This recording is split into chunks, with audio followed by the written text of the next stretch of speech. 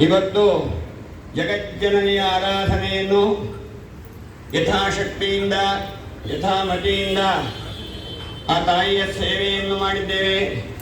ಇದನ್ನು ಸ್ವೀಕರಿಸಿಕೊಂಡು ಆಚಾರ್ಯ ಶಂಕರರು ದೇವಿಯಾಪರಾಧ ಕ್ಷಮಾಪಣ ಸ್ತುತಿಯಲ್ಲಿ ಪ್ರಾರ್ಥನೆ ಮಾಡ್ತಾರೆ.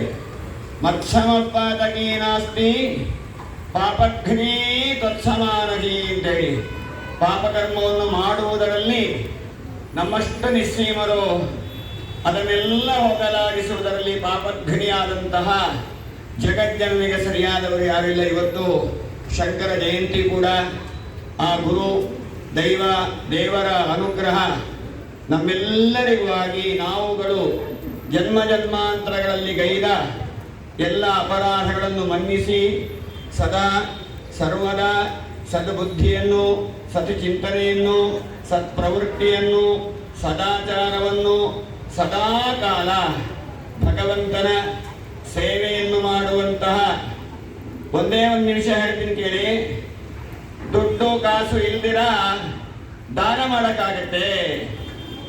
ಎಲ್ಲರೂ ಕೇಳಿಸ್ಕೊಳ್ಳಿ. ಯಾವ ರೀತಿಯಾಗಿ ಹಣವೇ ಖರ್ಚಿಲ್ಲದೆ ದಾನ ಮಾಡಬಹುದು ಅಂತಂದ್ರೆ, ನಿಮ್ಮ ಅಕ್ಕಪಕ್ಕದ ಮನೆಯಲ್ಲಿರುವಂತಹ ವಯೋವೃದ್ಧರಿಗೆ